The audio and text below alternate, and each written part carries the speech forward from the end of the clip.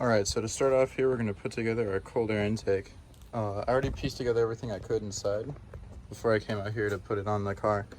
Just got to remove my current intake and I'll start putting in the others. I'll cut back in whenever I do that. Alright, so now we got the intake off, took off the air box here. You want to make sure you hold on to those bolts because the Roush pack does not give you any replacements for those. So now we just got to take this off, put in the new air box, and I'll take you guys back in when I do that. I also forgot to mention, make sure you take out your mass airflow sensor from your factory airbox. Roush gives you the tool to do this. You just need to unscrew it off, pull it out, and it'll fit right into the new one. Fast forwarding a little bit, we got everything put together. Just need to throw the filter on there and then reconnect everything. Roush gave us a new breather hose that we're gonna put on right now. We need to cut the factory ends off the old breather hose and then we need to attach those onto the new one.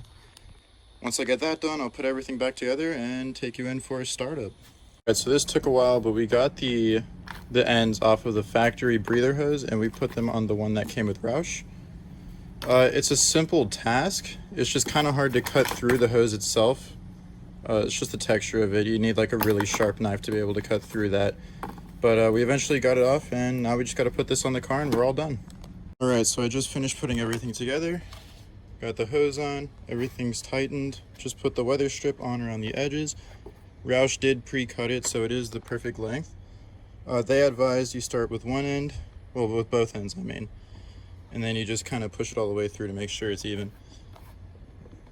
It's a little hard to figure out because it kind of humps over here, but just push it down a little bit, make sure you got it on. Everything looks good. Should be ready to give it a startup. Let's see how it sounds. So I'm recording this a week after, just getting a little check-in. I know I've delayed this video a lot, but wanted to see how it was holding up. It's holding up pretty well. The reason I didn't record how to install it was because I don't really have a good angle, but I can kind of just run through it right now while I have it here. It's pretty simple. So there's a filter adapter that you clamp the filter on that goes into here. You kind of squeeze it through. There's a hole through the box, squeeze it through. There's 3 screws that have to line up, screw those in. You got that on, and then you put on this little rubber piece here, along with this one at the other end. Kind of just slide it all on, clamp it all together. It comes with everything. Bigger clamp here for the air filter. Box just screws in. You have to unscrew this bolt, and then you put it back on top of this. Over here is different. There's the spacer they give you goes under here. Still pretty straightforward. You're just bolting those two on. That's all you need. And mass airflow sensor goes in here. I reused the factory bolts or screws, which they said not to do, but they've been holding up pretty well. I didn't have a good headpiece for the screws that they gave me, so I just said screw it, we'll see what happens. Everything seems to be pretty good, working out fine. It's been amazing. You can easily feel the difference in power, so I recommend it. It's a pretty good intake. Yeah, quality is really nice. Still looks good. Everything's nice and firm and tight, so recommend it.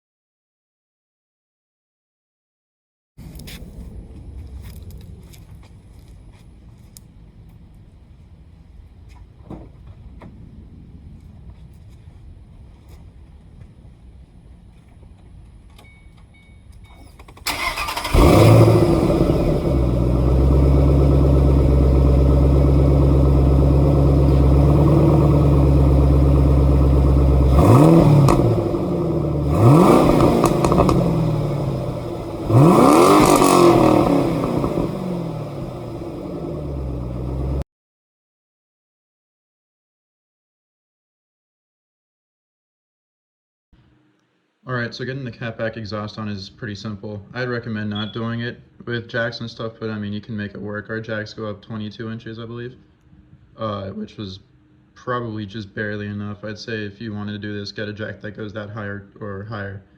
But yeah, you kind of have to move the exhaust on when you're fitting it on, or when you're taking off the old one, really. You kind of have to move it around a little bit because there's only really one specific way that you can get it to fit.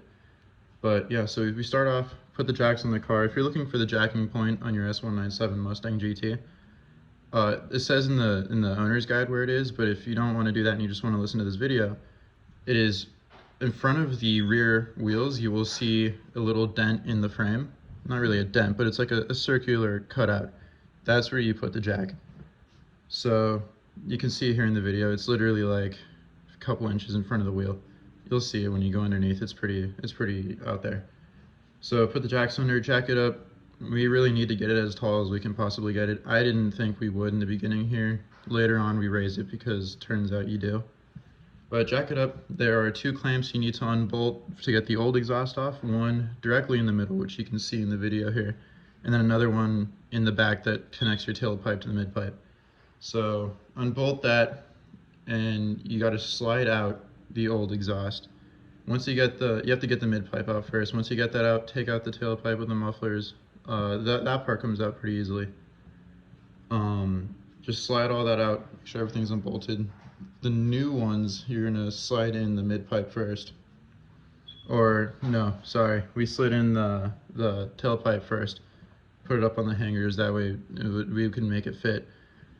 Kind of doing the reverse of what you did when you took off the previous exhaust. But you put the tailpipe in first on the exhaust hangers that are in the back. You don't need to buy new ones. I bought new ones. Turns out we didn't really need them.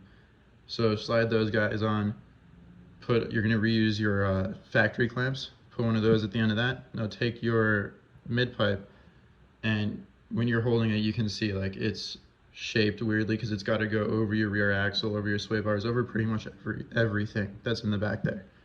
So we slid in the short end first, going from the front of the car back, kind of fitting it up and around, because again, this took longer than anything else. But once we found that perfect fit, we got it to work. So you're just sliding everything back on, putting it back in the clamps, bolting the clamps up.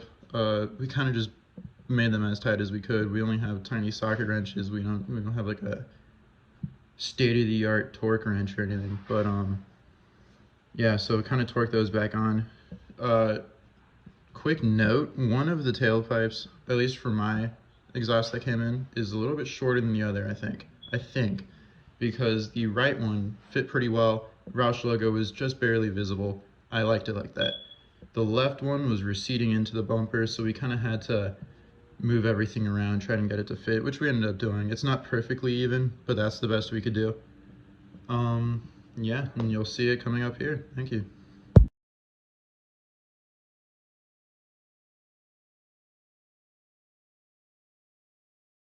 You're not gonna go behind the car? Cold start. Freshly installed Roush exhaust. Ask my son what the part number is because I have no idea.